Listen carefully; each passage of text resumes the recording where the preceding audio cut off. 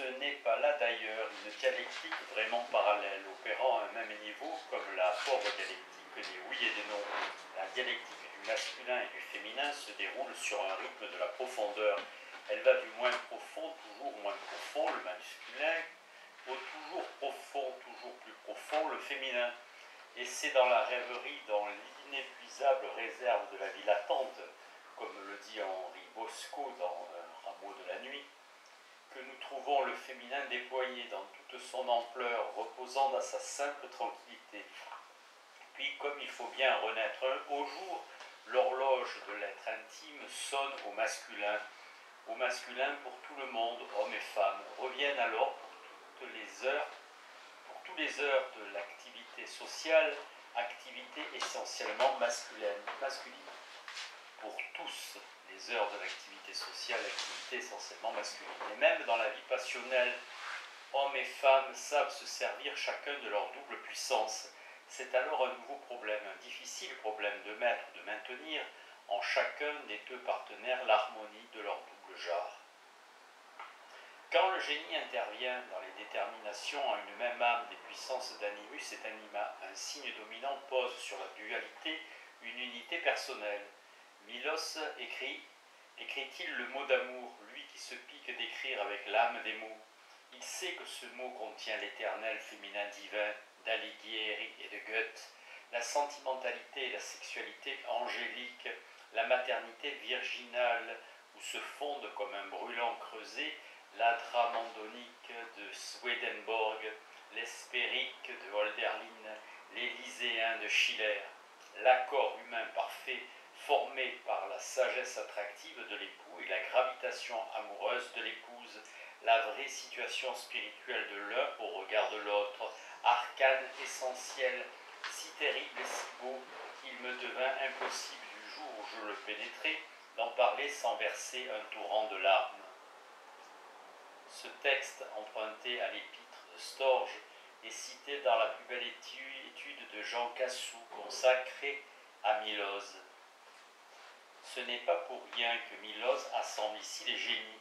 D'un poète à un autre, les synthèses d'animus et d'anima sont différentes, mais ces synthèses s'opposent précisément parce qu'elles sont toutes sous le signe de la synthèse essentielle, la synthèse à la plus grande portée qui réunit dans un même arcane les puissances d'animus et d'anima.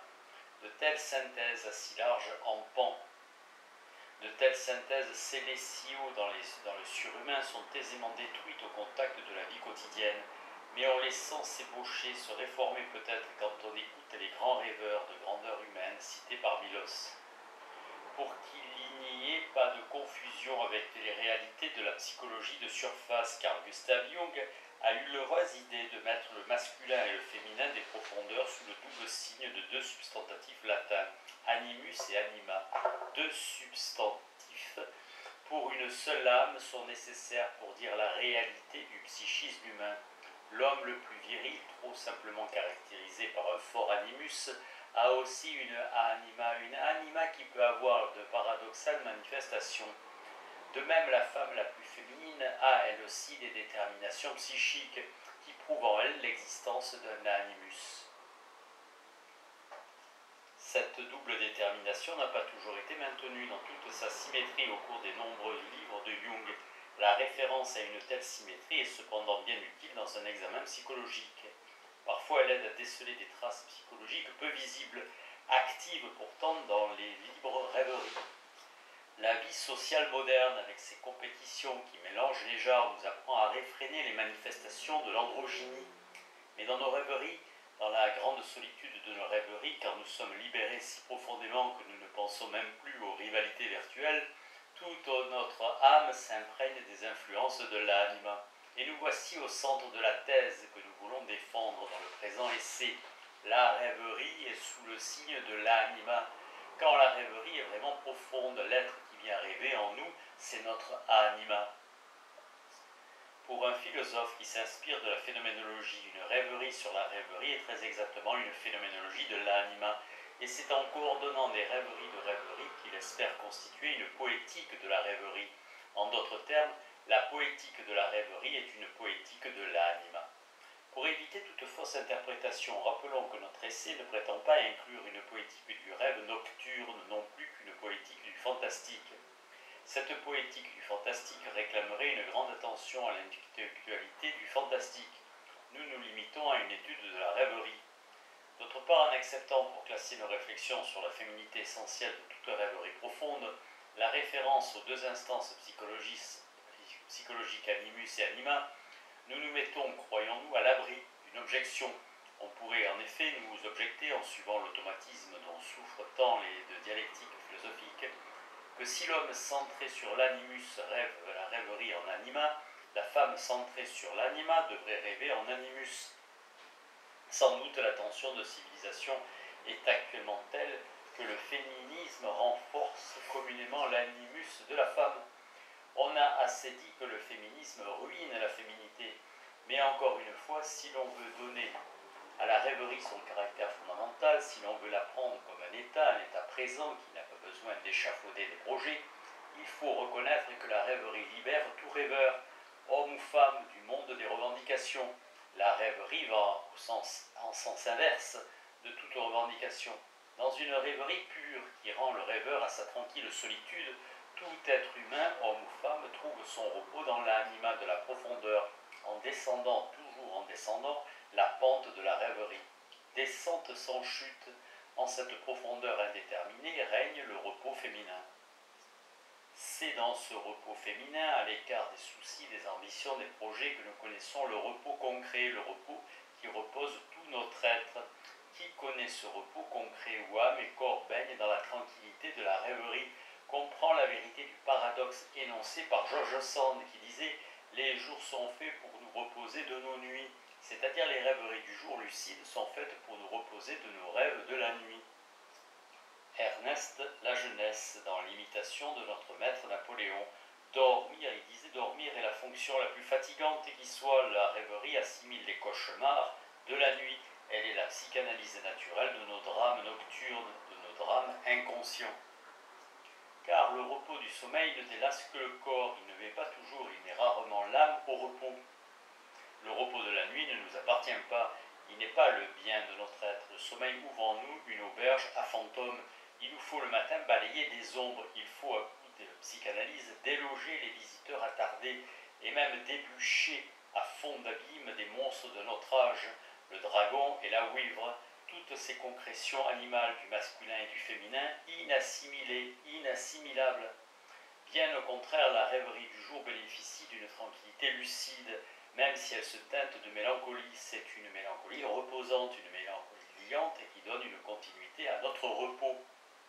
On pourrait être tenté de croire que cette tranquillité lucide est la simple conscience de l'absence de soucis, mais la rêverie ne durerait pas si elle n'était pas nourrie par les images de la douceur de vivre, par les illusions du bonheur. La rêverie d'un rêveur suffit à faire rêver tout un univers. Le repos du rêveur suffit à mettre au repos les eaux, les nuages, le vent fin, au seuil d'un grand livre où il sera beaucoup rêvé. Henri Bosco écrit « J'étais heureux de mon plaisir, rien ne se détachait qu'une fût limpide, frémissement de feuillage, nappe odorante de jeunes fumées, brise des collines, dans un rameau de la nuit. » Ainsi la rêverie n'est pas un vide d'esprit, elle est bien plutôt le don d'une heure qui connaît la plénitude de l'âme. Ainsi c'est à l'animus qu'appartiennent les projets et les soucis, de manière de ne pas être présent à soi-même. À l'anima appartient la rêverie qui vit le présent des heureuses images. Dans les heures heureuses, nous connaissons une rêverie qui se nourrit d'elle-même, qui s'entretient comme la vie s'entretient. Les images tranquilles dont de cette grande insouciance, qui est l'essence du féminin, se soutiennent, s'équilibrent dans la paix de l'anima. Elles se fondent, ces images, dans une intime chaleur, dans la constante douceur où baigne en toute âme le noyau du féminin. Répétons-le, puisque c'est la thèse qui guide nos recherches, la rêverie pure comblée d'images est une manifestation de l'anima, peut-être la manifestation la plus caractéristique. En tout cas, c'est dans le royaume des images que, philosophes songeurs, nous cherchons les bienfaits d'anima. Les images de l'eau donnent à tout rêveur des ivresses de féminité. Qui est marqué par l'eau garde une fidélité à son anima, et d'une façon générale, les grandes images simples saisis à leur naissance dans une rêverie sincère, disent bien souvent leur vertu d'anima. Mais ces images, où pourrions-nous, philosophes solitaires, les recueillir, dans la vie ou dans les livres, dans notre vie personnelle? De telles images ne seraient que les pauvres nôtres. Et nous n'avons pas contact, comme les psychologues d'observation, avec des documents naturels assez nombreux pour déterminer la rêverie de l'homme moyen. Nous voici donc confinés dans notre rôle de psychologue de la lecture. Mais heureusement pour nos enquêtes dans les livres, si nous recevons vraiment les images en anima, les images des poètes, elles nous apparaissent comme des documents de rêverie naturelle. À peine reçus, voilà que nous imaginons que nous aurions pu les rêver. Les images poétiques suscitent notre rêverie. Elles se fondent en notre rêverie, tant est grande la puissance d'assimilation de l'anima. Nous lisions et voici que nous rêvons. Une image reçue en anima nous met en état de rêverie continuée. Nous donnerons dans tout le cours de notre ouvrage bien des exemples de rêverie de lecture, autant d'évasions qui dérogent au devoir d'une critique littéraire objective. En somme, il faut bien avouer qu'il y a deux lectures, la lecture en animus et la lecture en anima. Je ne suis pas le même homme selon que je lis un livre d'idées où l'animus se doit d'être vigilant, tout prêt à la critique, tout prêt à la riposte, ou un livre de poète où les images doivent être reçues dans une sorte d'accueil transcendantal des dons. Ah, pour faire écho à ce don absolu qui est une image de poète, il faudrait que notre anima pût écrire un hymne de remerciement. L'animus lit peu, l'anima lit beaucoup. Parfois mon animus me gronde d'avoir trop lu.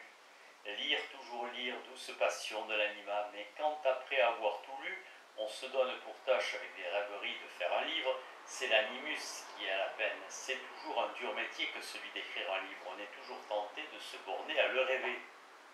L'anima à laquelle nous ramènent les rêveries du repos n'est pas toujours bien définie par des affleurements dans la vie quotidienne. Les symptômes de féminité que le psychologue énumère pour déterminer ses classifications caractérologiques ne nous donnent pas un véritable contact avec l'anima normal, l'anima qui vit en tout être humain normal.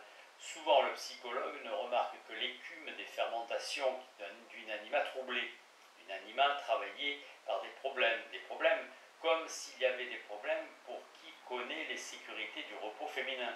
Dans la clinique des psychiatres, malgré toutes les anomalies, la dialectique entre hommes et femmes reste appuyée sur des traits à trop fort relief. Sous les deux signes de la division sexuelle physiologique, il semble que l'homme se divise trop brutalement pour qu'on puisse amorcer une psychologie de la tendresse, de la double tendresse, de la tendresse d'animus et de la tendresse d'anima.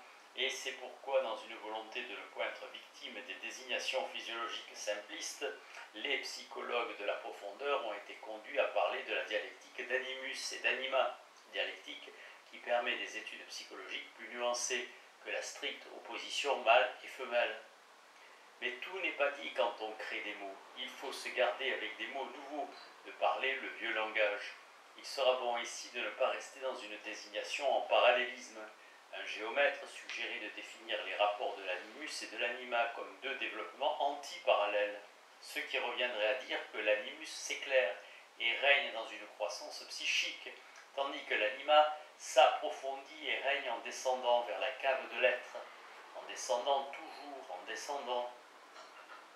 Se découvre l'ontologie des valeurs d'anima. Dans la vie quotidienne, les mots hommes et femmes, robe et pantalon sont des désignations suffisantes. Mais dans la vie sourde de l'inconscient, dans la vie retirée d'un rêveur solitaire, les désignations péremptoires perdent leur autorité. Les mots animus et anima ont été choisis pour estomper les désignations sexuelles, pour échapper à la simplicité des classifications d'état civil.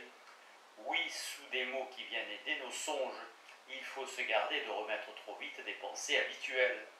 Les plus grandes s'y laissent prendre. Quand Claudel annonce, pour faire comprendre certains poèmes d'Arthur Rimbaud, une parabole d'animus et d'anima, il n'évoque finalement sous ces termes que la dualité de l'esprit et de l'âme. Bien plus l'esprit animus est bien plus près d'être un pauvre corps qui va alourdir toute spiritualité. Dans le fond, dit le poète, animus est un bourgeois, il a des habitudes régulières, il aime qu'on lui fasse les mêmes plats, mais un jour qu'animus rentrait à l'improviste, ou peut-être sommeillé après dîner, ou peut-être qu'il s'était absorbé par son travail, il a entendu Anima qui chantait toute seule derrière la porte fermée, une curieuse chanson, quelque chose qu'il ne connaissait pas. Paul Claudel dans Position et Proposition. Et la parabole claudélienne tourne court au profit d'une discussion sur les Alexandrins. N'en retenons qu'un trait de lumière, c'est Anima qui rêve et qui chante. Rêver et chanter, voilà le travail de sa solitude. La rêverie, non pas le rêve, est la libre expansion de tout anima. C'est sans doute avec les rêveries de son anima que le poète arrive à donner à ses idées d'animus la structure d'un chant, la force d'un chant. Dès lors, sans rêverie d'anima, comment lire ce que le poète a écrit en une rêverie d'anima? Et c'est ainsi que je me justifie de ne pas savoir lire les poètes qu'en rêvant. De savoir lire les poètes qu'en rêvant. Ainsi, toujours avec les rêveries des autres, lues avec la lenteur de nos rêveries de lecteurs, jamais dans la psychologie courante, nous devons esquisser une philosophie d'anima, une philosophie de la psychologie du féminin profond. Nos moyens limités nous donnent peut-être une grande garantie de rester philosophe. Au fond, considéré dans la vie courante, l'anima ne serait guère que la digne bourgeoise associée à ce bourgeois d'animus que nous présente Paul Claudel. Souvent une psychologie trop évidente offusque le regard du philosophe. La psychologie des hommes fait obstacle à la philosophie de l'homme. Ainsi, Carl Gustav Jung, qui a apporté tant de lumière sur l'anima au cours de ses études sur les rêveries cosmiques, d'un Paracels, sur les cosmicités croisées de l'animus et de l'anima dans les méditations alchimiques, Jung lui-même accepte, nous semble-t-il, une détonalisation de ses pensées philosophiques quand il étudie l'anima en clientèle. Nous avons tous connu des hommes autoritaires dans leurs fonctions sociales, quelques militaires au raid qui deviennent très humbles le soir en rentrant sous l'autorité de l'épouse, de la vieille mère, avec ses contradictions dans le caractère. Les romanciers font des romans faciles, des romans que nous comprenons tous, ce qui prouve bien que le romancier dit vrai, que l'observation psychologique est exacte. Mais si la psychologie est écrite pour tous, la philosophie ne peut être écrite que pour quelques-uns. Ces gonflements d'être que l'homme reçoit des grandes fonctions sociales ne sont que de grosses déterminations psychologiques. Elles ne correspondent pas nécessairement à un relief de l'être qui intéresserait le philosophe. Le psychologue a raison de s'y intéresser. Il doit en tenir compte dans ses études du milieu. On lui en sera gré dans la corporation de ces nouveaux utilisateurs de la psychologie qui trient le tout venant de l'humain pour le chasser dans les divers niveaux d'un métier. Mais du point de vue de la philosophie de l'homme profond, de l'homme en solitude, ne faut-il pas prendre garde que des déterminations si simples, si évidentes, n'arrêtent l'étude d'une ontologie fine? Les accidents révèlent-ils la substance? Quand Jung nous dit que Bismarck avait des scènes de larmes, Carl Gustav Jung dans Le Moi et l'inconscient, de telles défaillances de l'animus ne nous livre pas automatiquement des manifestations positives de l'anima. L'anima n'est pas une faiblesse, on ne la trouve pas dans une syncope de l'animus. Elle a ses puissances propres. Elle est le principe intérieur de notre repos. Pourquoi ce repos viendrait-il au bout d'une avenue de regret, de tristesse, au bout d'une avenue de lassitude? Pourquoi les larmes d'animus, les larmes de Bismarck, seraient-elles le signe d'une anima refoulée? D'ailleurs, il y a pire signe que les larmes qu'on pleure. Ce sont les larmes écrites au beau temps des taches d'encre et en sa facile jeunesse, Barès écrit à Rachilde. Dans la solitude et mes sanglots, j'ai quelquefois découvert plus de réelle volupté que dans les bras d'une femme.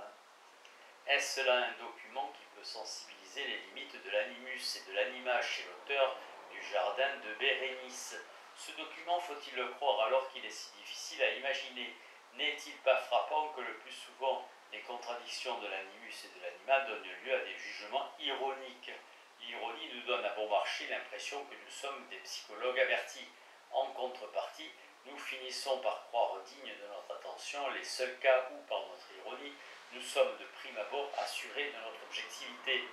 Mais l'observation psychologique distingue, divise. Pour participer aux unions d'animus et d'anima, il faudrait connaître l'observation rêveuse, ce que tout observateur né tient pour une monstruosité. Pour recevoir les puissances positives de l'anima, il faudrait donc, croyons-nous, tourner le dos aux enquêtes des psychologues qui vont à la chasse des psychismes accidentés. L'anima répugne aux accidents. Elle est douce substance, substance unie qui veut jouir doucement, lentement de son être uni. On vivra plus sûrement en anima, en approfondissant la rêverie, en aimant la rêverie des eaux, surtout dans le grand repos des eaux dormantes. Ô belle eau sans péché qui renouvelle les puretés d'anima dans la rêverie idéalisante. Devant ce monde ainsi simplifié par une eau en son repos, la prise de conscience d'une âme rêveuse est simple.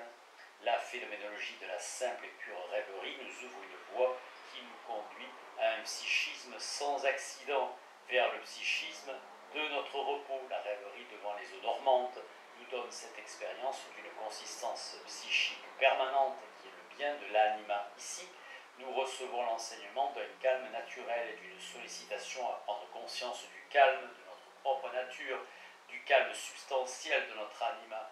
L'anima, principe de notre repos, c'est la nature en nous qui se suffit à elle-même. Rémy de Gourbon, étudiant à sa manière, avec plus de cynisme que de poésie, la physique de l'amour, écrit « Le mâle est un accident, la femelle aurait suffi » dans la physique de l'amour. C'est le féminin tranquille, l'anima, principe de nos rêveries profondes. C'est vraiment en nous l'être de notre eau dormante. Si nous sommes réticents devant l'emploi de la dialectique animus anima en psychologie courante, nous ne cessons d'éprouver son efficacité quand nous suivons Jung dans ses études des grandes rêveries cosmiques de l'alchimie. Tout un champ de rêverie qui pense et de pensée qui rêve est ouvert avec l'alchimie au psychologue qui veut saisir les principes d'un animisme studieux. L'animisme de l'alchimiste ne se contente pas de s'exposer en des hymnes généraux sur la vie. Les convictions animistes de l'alchimiste ne sont pas centrées sur une participation immédiate, comme pour l'animisme naïf, naturel. L'animisme studieux est ici un animisme qui s'expérimente, qui se multiplie en d'innombrables expériences. Dans son laboratoire, l'alchimiste met ses rêveries en expérience. Dès lors, la langue de l'alchimie est une langue de la rêverie, la langue maternelle de la rêverie cosmique. Cette langue, il faut l'apprendre comme elle a été rêvée dans la solitude. On n'est jamais si seul que lorsque lit un livre, on lit un livre d'alchimie. On a l'impression qu'on est seul au monde. Et aussitôt on rêve le monde, on parle de langage, des commencements du monde. Pour retrouver de tels songes, pour comprendre un tel langage, il faut bien prendre soin de désocialiser les termes du langage quotidien. Un renversement doit alors être fait pour donner pleine réalité à la métaphore. Que d'exercice pour un rêveur de mots. La métaphore est alors une origine, l'origine d'une image qui agit directement, immédiatement. Si le roi et la reine, dans une rêverie alchimiste, viennent assister à la formation d'une substance, ils ne viennent pas seulement présider à un mariage des éléments, ils ne sont pas simplement des emblèmes pour la grandeur de l'œuvre, ils sont vraiment les majestés du masculin et du féminin au travail pour une création cosmique. D'un coup, nous sommes transportés au sommet de l'animisme différencié. Dans leurs grandes actions, le masculin et le féminin vivant sont reine et roi. Sous le signe de la double couronne du roi et de la reine, tandis que le roi et la reine croisent leurs fleurs de lys, s'unissent les forces féminines et masculines du cosmos. Reine et roi sont des souverains sans dynastie. Ils sont deux puissances conjointes, sans réalité si on les isole. Le roi et la reine des alchimistes sont l'animus et l'anima du monde, figure agrandie de l'animus et de l'anima, de l'alchimiste songeur, et ces principes sont tout proches dans le monde comme ils sont proches en nous. Dans l'alchimie, les conjonctions du masculin et du féminin sont complexes. On ne sait jamais bien à quel niveau se font les unions. Bien des textes reproduits par Jung disent autant de moments de l'incestuosité. Il nous aidera à réaliser toutes les nuances de rêverie alchimique, des rêveries alchimiques, dans un travail déjà, quand il est parlé de l'union du frère et de la sœur, d'Apollon et de Diane, du soleil et de la lune. Quel agrandissement des expériences du laboratoire quand on peut mettre l'œuvre sous le signe de si grands noms, quand on peut mettre les affinités des matières sous le signe des parentés les plus chères. Un esprit positif, quelque historien de l'alchimie voulant trouver sous les textes d'exaltation des rudiments de science, ne cessera de réduire le langage. Mais de tels textes ont été vivants par le langage, et le psychologue ne peut pas s'y tromper. Le langage de l'alchimiste est un langage passionné, un langage qui ne peut être compris que comme le dialogue d'une anima et d'un animus unis dans l'âme d'un rêveur.